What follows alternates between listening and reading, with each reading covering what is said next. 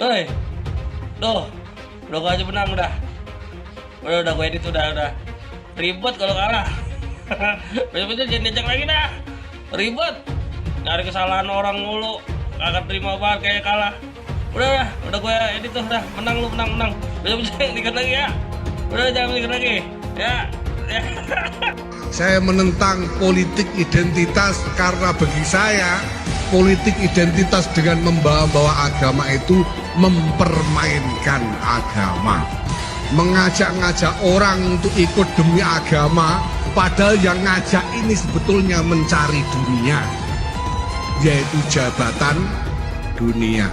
Kepada orang banyak katanya ngajak-ngajak, kalau ikut saya masuk surga, nyoblos saya masuk surga, tidak nyoblos saya neraka, tidak berhak disalati kalau mati misalnya. Ini mempermainkan agama.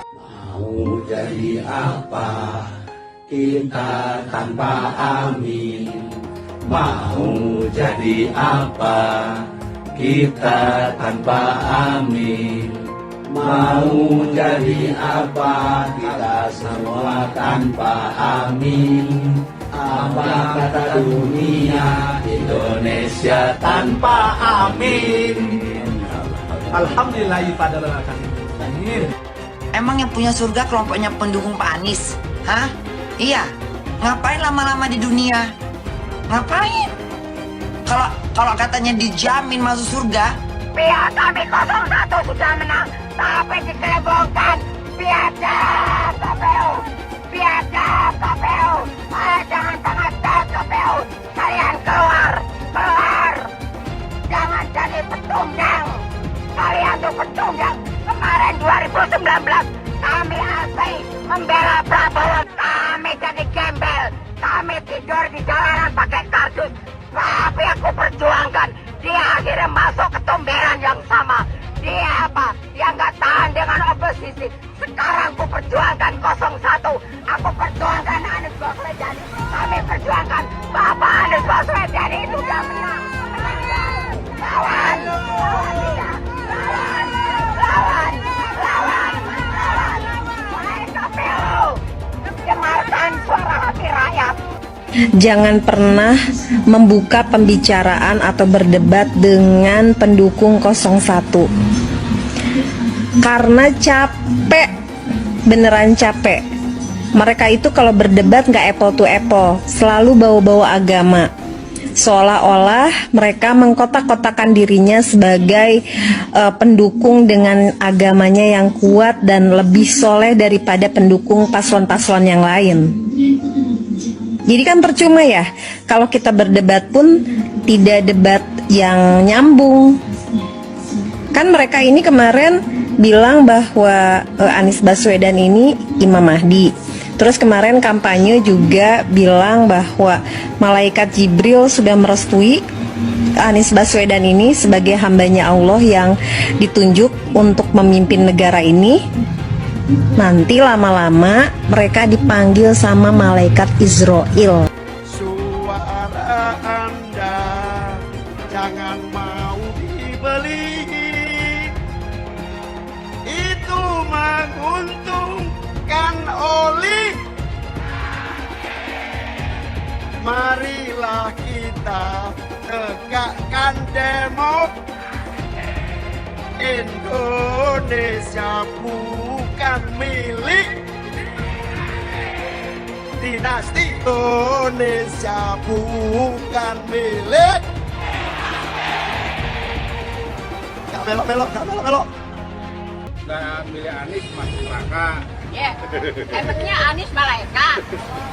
Emangnya Anies Allah? Dia juga belum tentu di belakang kita mah. Kan ya, anaknya aja boro-boro pakai jilbab, Ibu. Anaknya aja nggak pakai jilbab. Iya. Nih, masalah surga dan neraka hanya Allah yang tahu. Barangkali jangan salah, Prabowo kan haji. Jangan merasa dia paling hebat. Jangan berikan agama. Kita capres-capres aja. Nasional. Tapi viralin. Gitu. Indonesia aku maju. Jaya nggak? Sekarang berubah, apa yang dirubah? Purwakarta ya Purwakarta aja, nggak bisa ada jadi yang lain-lain. Harus maju. bukan dirubah, dimajukan. Ya enggak? Capek-capek belajar agama, capresnya Imam Mahdi. Bener-bener aja, rugi dong.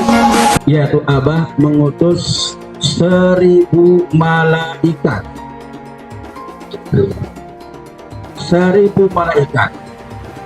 Dari 1000 malaikat yang satu malaikat membawa 1000 malaikat.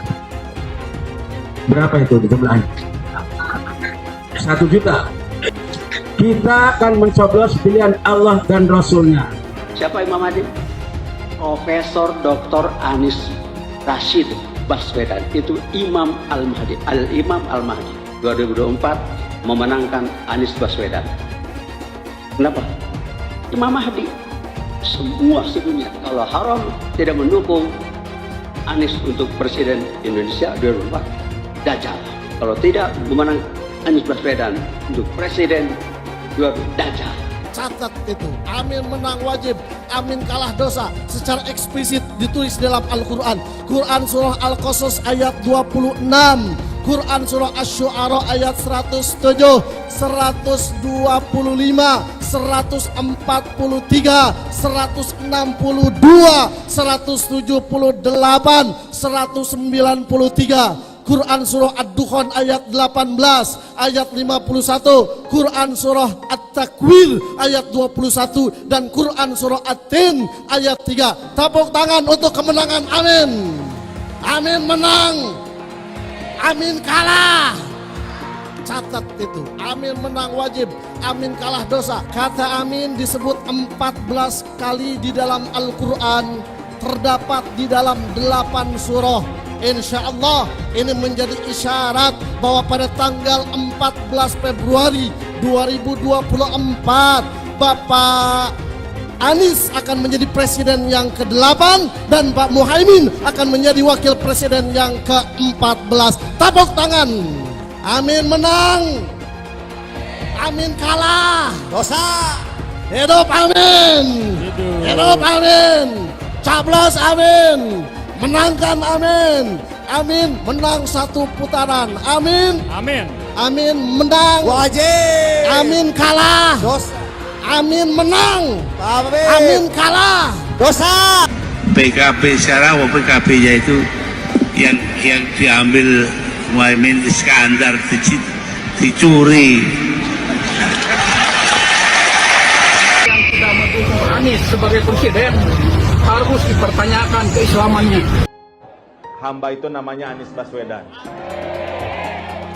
Dia akan panggil malaikat Jibril. Wahai Jibril, aku mencintai hambaku yang insya Allah namanya Anies Baswedan. Kabarkan kepada seluruh umatku, seluruh makhlukku, bahwa aku mencintai Anies Baswedan. Maka Jibril akan mengatakan kepada seluruh makhluk di langit, seluruh makhluk di bumi, cintailah Anies Baswedan. Maka insya Allah makhluk di langit dan makhluk di bumi semuanya akan mencintai Anies Baswedan dan mendoakan pada 14 Februari insya Allah Anies Baswedan Presiden Republik Indonesia. Siap Bekasi memenangkan Anies Baswedan 80%? Siap menang 1 putaran? Saya tidak mau pemimpin masa depan menyalahkan angin di kemudian hari. Anda kalau nyindir lain kali jangan pakai angin, Mas. Mau bilang lagi, jangan salahkan angin. Saya kan sampaikan soal angin ya kemarin. Angin tak ada KTP-nya. Angin itu bergerak dari sana sini.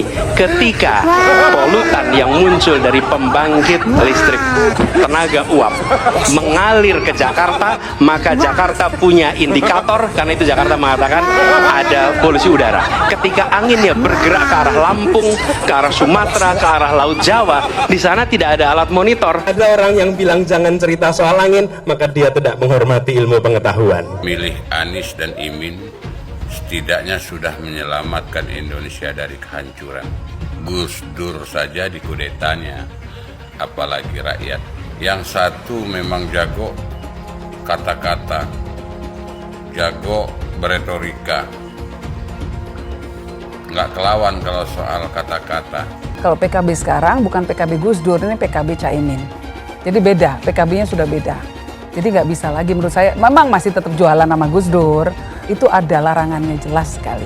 Tapi ya namanya orang masih mencuri-curi, kebiasaan kayaknya mencuri-curi. Mencuri partai, sekarang mencuri gambar. Gus Dur pendiri partai, orang yang dikatakan oleh Caimin sebagai guru politiknya, malah dikudeta, apalagi rakyat. Susah kan mau milih pemimpin seperti itu nanti? Pemilihan Gubernur DKI Jakarta yang kemudian memenangkan Saudara Anies Rashid Baswedan sebagai gubernur saat itu juga tidak lepas dari peran dan kedudukan dari HTI maupun FPI yang saat itu dianggap punya peran sentral dalam memenangkan Anies Baswedan. Hak konstitusional itu dirampas oleh rejim Jokowi. Kemudian ketika bergulir kekuasaan baru, ada presiden baru, dari Hizbut Tahrir Indonesia dan Forum Pembela Islam menuntut kembali haknya, hak konstitusionalnya. Dan kemudian ketika mereka berkuasa, presiden yang didukung Nasdem itu berkuasa, dikembalikan, direstorasi gitu loh. Lah ini wajar. Jadi SKB HTI dikembalikan, ya SKTP dikembalikan, kemudian kita hidup damai, HTFPI dikasih porsinya. Apa porsi HTFPI? Pengen ada kadernya jadi menteri. Apa sih salahnya kita umat Islam mengatur negeri ini dengan syariah kita? Belum lama ini ada kabar yang seram terkait ormas terlarang yang selama ini dikabarkan dekat dengan Anies Baswedan. Akan ada tuntutan besar-besaran kepada Anies untuk memulihkan kedua organisasi tersebut yang sekarang sudah dicap terlarang. Maksudnya, jika Anies jadi presiden, dia kan akan punya kewenangan untuk kembali memberikan izin pada ormas terlarang itu. Karena mereka ini sudah berjuang habis-habisan untuk mendukung Anies. Gimana kalau Anies menolak tuntutan itu? Tentu akan ada demo besar-besaran. Mungkin bahkan akan ada gelombang demo berjilid-jilid karena mereka telah dikecewakan oleh Anies, padahal sudah didukung dari awal. Ini mengingatkan kita pada fakta bahwa dua ormas ini dulu juga getol mendukung Anies pada Pilgub Jakarta 2017 yang lalu. Mereka memobilisasi massa dengan menggunakan politik sara, sehingga akhirnya Ahok kalah karena gempuran kekuatan politik identitas itu. Jangan sampai Indonesia jatuh ke tangan pembohong. Jangan sampai Indonesia jatuh ke tangan Anies Baswedan. Anies pintar asumsi bukan pintar bicara, tidak pintar kerja. DKI Jakarta sudah menjadi parameter Anies tidak pantas jadi presiden. Saya mensyukuri kenapa kalah, kenapa ditahan. Saya bersyukur atas itu semua. Saya coba bayangkan ya, kalau seandainya waktu itu kita menang gitu ya, hari ini belum tentu kita bisa nikmati seperti ini. Kita bersyukur 5 tahun Tuhan izinkan kasih ke orang yang pintar ngomong untuk kerja. Coba kalau kita bayangkan gitu ya, kalau kemarin saya masih jadi gubernur, ini saya udah turun ini. Tapi yang pintar ngomong itu dikira orang hebat kan? Ini lebih berbahaya tahun 2024. Langsung ketahuan karakternya. Langsung ketahuan itu. Di saya juga ada kutipan Pak di kamar saya Pak. Tulisannya, Jakarta telah mengambil keputusan yang fatal. Anies bilang dia akan membuka lapangan kerja. Yang dulu janjinya 200.000 lapangan kerja. Ternyata cuma omong kosong, alias cuma janji palsu. Soal pembangunan yang berkelanjutan. Dia bilang di Jakarta dia udah meneruskan yang udah baik. Lu jangan percaya ya, itu ngibul. Faktanya nggak seperti itu loh. Belum lagi nih, program penanggulangan banjir. Jadi di daerah Jakarta itu ada daerah yang sebelumnya udah bebas banjir. Pas Anies mimpin, kok bisa-bisanya daerah itu banjir lagi? Gimana nggak banjir kalau kalinya udah nggak pernah dikeruk sama dibersihin, Pak? Kalau soal Jakarta, gue bisa bicara banyak deh. Jadi gue saksi bobroknya kepemimpinan Anies di Jakarta. Dan gue bisa pastiin, omongan manisnya Anies soal apa yang dia lakukan waktu mimpin Jakarta itu banyak ngibulnya. DKI yang kita harapkan, Anies Baswedan yang begitu jelas Islamnya. 4 tahun 8 bulan jadi gubernur. Mana peraturan bergub saja yang melarang miras? Mana perda Islam apalagi? Yang akhirnya tidak berani juga menegakkan hukum. Banjir tetap banjir, macet tetap macet, kriminalitas Jakarta. Anda tahu, 2 menit sekali terjadi pencurian. Sekarang orang sedang euforia, dia mau dicapreskan. Bagaimana umat terjebak lagi, bodoh lagi, masuk lagi. Kalau misalnya memang Anies itu mau maju dan dia tekad mau menegakkan hukum Islam dan menyatakan perlawanan, saya peduli. Tapi dia tidak lakukan itu. Bapak politik identitas Indonesia Anies Baswedan, Bapak intoleransi Indonesia Anies Baswedan. Jangan lupakan, jangan terlena, jangan sampai dia pecahkan kita dengan dagangan ayat dan mayatnya. Air itu turun dari langit, turunnya ke atap rumah langsung sumur bor, bukan ke sungai dan ke laut. Jangan hanya konsentrasi pada pembangunan benda-benda mati yang indah difoto dan bisa ditunjukkan dalam 5 tahun hasilnya. Kalau kita mau menilai sebuah janji, maka lihat janjinya atau lihat kenyataannya. Dulu janjinya apa ya? Dan ini aneh, betul-betul aneh. Ini bukan kampanye, tapi saya sampaikan sini. Di satu sisi menyiapkan jalur-jalur air untuk dikirim ke laut, di sisi lain di lautnya dipasang dengan pulau reklamasi, tinggal tunggu waktu jadi rob, air balik. Dan ini melawan sunnatullah. Kenapa? Air itu turun dari langit ke bumi, bukan ke laut. Harusnya dimasukkan ke dalam bumi, masukkan tanah. Di seluruh dunia air jatuh itu dimasukkan ke tanah, bukan dialirkan pakai gorong-gorong raksasa ke laut. Jakarta telah mengambil keputusan yang fatal. Bukan banjir, itu memang parkir air. Bukan banjir, itu memang parkir air. Masyarakat berkeliling dengan membawa toa untuk memberitahu semuanya, termasuk sirine. KAI Bond 82 miliar. Apa alat transportasi yang dimiliki oleh hampir setiap orang? Alat transportasi yang dimiliki semua orang adalah kaki. Kalau seandainya orang Jakarta percaya Pak Anies jadi gubernur pun, saya berani jamin kok dia akan lakukan normalisasi yang sama seperti saya lakukan kok. Gak usah bohong lah. Ketika air sampai di muara, maka siap untuk dipompa ke laut. Pancasila Soekarno, ketuhanan ada di pantai. Anak Tuhan dari mana? Kalau Yesus anak Tuhan, bidangnya siapa? Besok di seluruh wilayah Indonesia kami katakan dalam. Iblis hanya menggoda orang yang beriman. Makanya jarang-jarang orang kafir kerasukan setan. Yang kerasukan setan itu orang baik-baik. Jarang, saya belum pernah nengok Cina kerasukan setan. Pernahkah Ahok itu kerasukan setan? Enggak, setannya juga. Karena sesama setan jarang saling menggoda. Karena di salib itu ada jin kafir. Haleluya. Kepalanya ke kiri apa ke kanan?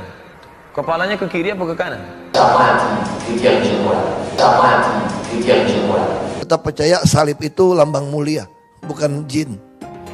Kok ketawa? Aku nggak nyindir siapa-siapa loh. Saya nggak pernah mundur untuk kebenaran, keadilan, kejujuran dan peri kemanusiaan. Gue nggak pernah mundur. Dan gue nggak pernah takut juga sama lu. Siapapun yang rasis, gue akan hadapin. Gue bilang. Karena rasis itu tidak berperi kemanusiaan. Sama saya ditanya dulu kan, kamu nyesel nggak statement kamu di Pulau Seribu sehingga masih masuk penjara? Tidak pernah nyesel.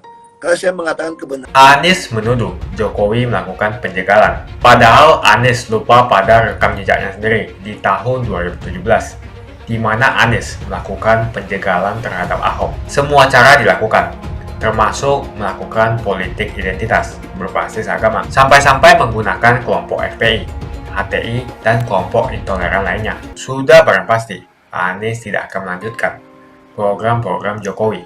Legasi-legasi dari Pak Jokowi akan dihancurkan oleh Anies.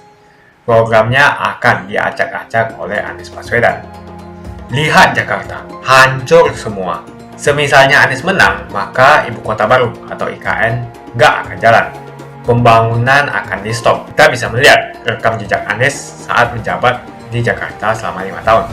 Tidak ada satupun janji yang dipenuhi dan tidak ada kinerja yang bisa dibanggakan.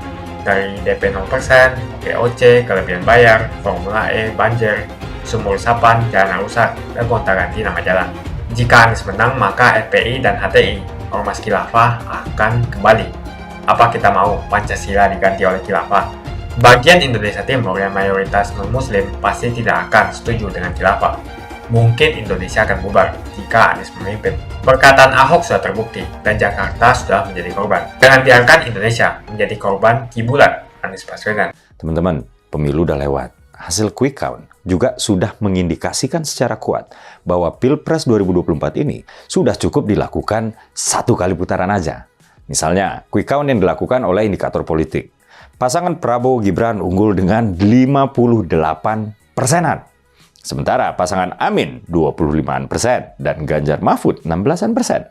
Hampir semua lembaga survei yang melakukan quick count menyatakan pola yang serupa. Teman-teman, saya disclaimer dulu bahwa quick count bukan penentu kemenangan. Quick count tidak memiliki legitimasi. Quick count hanyalah pembanding. Quick count adalah sebuah produk statistik untuk dijadikan sebuah indikator yang mencerminkan hasil akhir rekapitulasi KPU.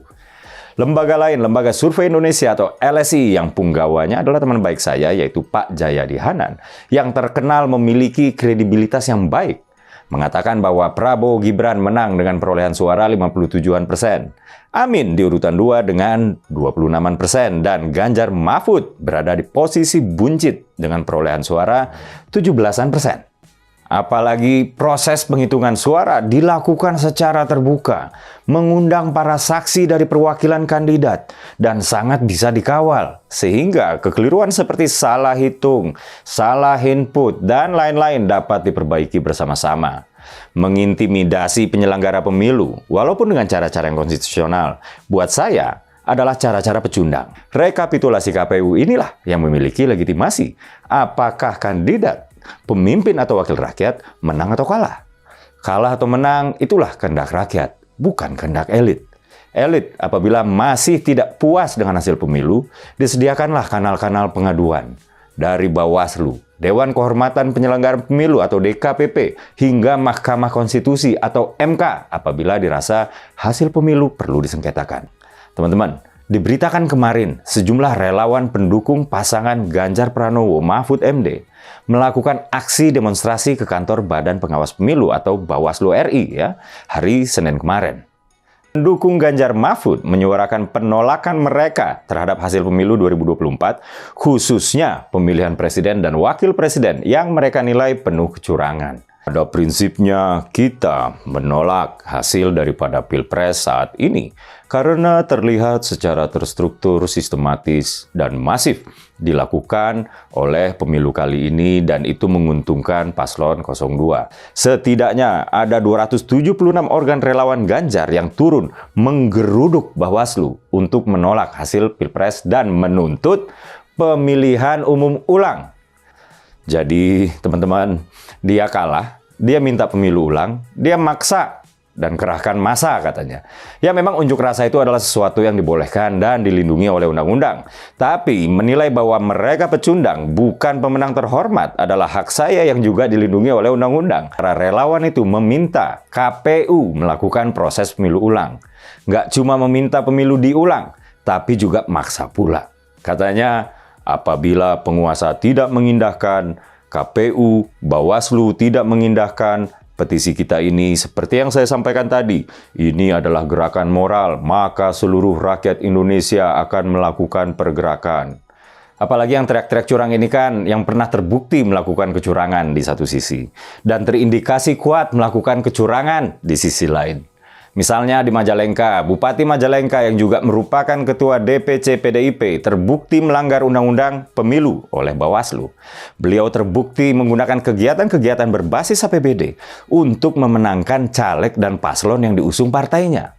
Ketika menerima vonis, beliau bahkan dengan bangganya mengaku diapresiasi partainya dan akan diberikan reward. Ini bukan indikasi loh, ini sudah terbukti. Kalau soal indikasi sih ya banyak banget. Ada surat suara tercoblos pasangan paslon nomor 3 di Malaysia. Ada juga dugaan mobilisasi ASN di Boyolali untuk memenangkan paslon nomor 3. Lalu ada juga dugaan kecurangan di Wonosobo, di mana oknum komisioner KPU Wonosobo diduga kondisikan PPK PPS untuk untungkan paslon nomor 3. Dan banyak deh kalau kita bicarakan dugaan-dugaan doang. Begini, hasil quick count itu nggak hanya soal Pilpres, tapi juga soal Pileg. Partai saya disebut oleh quick count, kemungkinan besar nggak lolos ke DPR ya dengan perolehan suara antara 2,7 sampai 3%. Apa yang dilakukan oleh PSI? Partai kemudian menginstruksikan seluruh kader untuk turun ke lapangan lagi dan mengawal proses penghitungan suara manual, proses yang memiliki legitimasi. Teman-teman, walaupun PSI masih terus mengawal real count manual KPU yang baru dimulai beberapa hari lalu, tapi setidaknya dalam konteks menyikapi quick count, kita di sini sudah bisa melihat perbedaan sikap antara sikap terhormat mereka yang tidak diunggulkan dengan sikap pecundang. Saya sudah turun ke setidaknya 10 kecamatan yang menghitung 65 kelurahan, 673 RW, 7.513 RT, dan 8.800 lebih TPS. Daripada berteriak-teriak curang, mending yang konkret aja. Kawal suara rakyat. Lebih konstruktif, lebih bermanfaat, lebih bermartabat untuk tumbuh kembang demokrasi kita. Di samping kita bisa aja memiliki kepentingan untuk memenangkan pihak kita. Saya ingin kita sekarang melihat ke pemenang Pilpres 2024, yaitu Pak Prabowo Subianto. Ini sangat luar biasa. Pak Prabowo sudah ikut pemilu sebanyak 3 kali sebagai capres. Pemilu pertama, beliau yang bernarasi sangat konfrontatif dikalahkan Pak Jokowi. Pemilu kedua tahun 2019, beliau yang masih bernarasi konfrontatif lagi-lagi dikalahkan Pak Jokowi. Pemilu ketiga, ketika beliau sudah memasuki tingkatan wisdom, ketika beliau bernarasi persatuan, bernarasi tidak konfrontatif, ketika beliau sudah sebarisan dengan Pak Jokowi dan mengakui bahwa beliau banyak belajar dari Pak Jokowi, beliau menang. Jokowi takut legasinya dirusak Anies Baswedan. Lihat Jakarta, hancur semua. Lihat saja misalnya di Jakarta.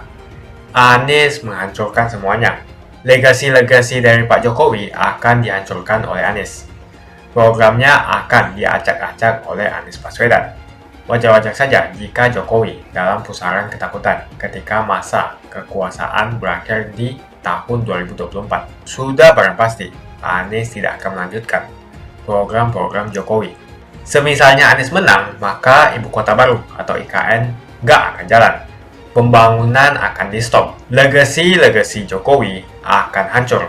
Anies menuduh Jokowi melakukan penjagalan. Padahal Anies lupa pada rekam jejaknya sendiri di tahun 2017, di mana Anies melakukan penjagalan terhadap Ahok. Semua cara dilakukan, termasuk melakukan politik identitas berbasis agama, sampai-sampai menggunakan kelompok FPI, HTI, dan kelompok intoleran lainnya.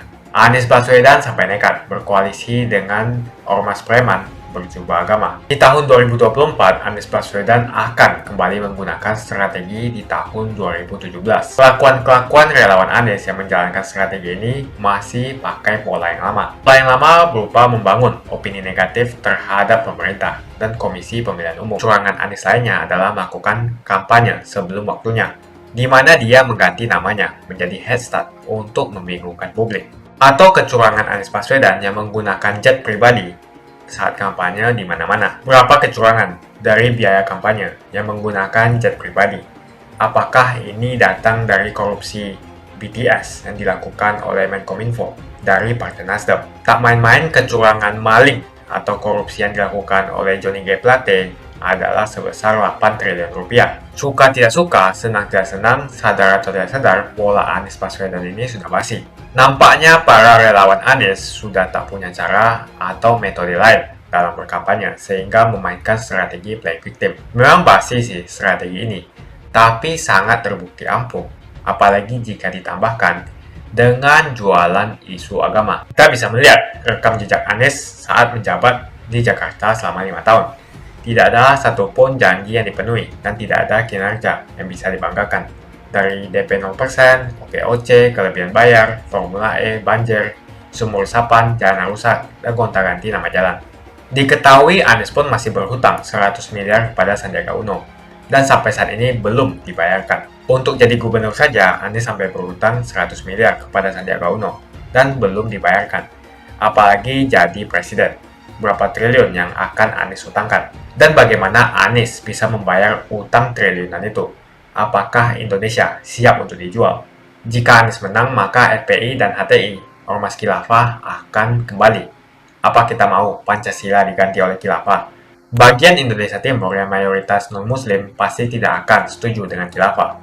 Mungkin Indonesia akan bubar jika Anies memimpin. Perkataan Ahok sudah terbukti dan Jakarta sudah menjadi korban. Jangan biarkan Indonesia menjadi korban kibulan Anies Baswedan. Begitu saja opini saya tentang Anies Baswedan. Bagaimana opini kalian? Tuliskan di kolom komentar. Pastikan kalian semua menekan like di video ini, dan jangan lupa bagikan video ini ke teman dan family Anda supaya mereka semua mengetahui tentang informasi ini. Tekan tombol subscribe dan bunyikan lonceng notifikasi supaya kamu tidak ketinggalan.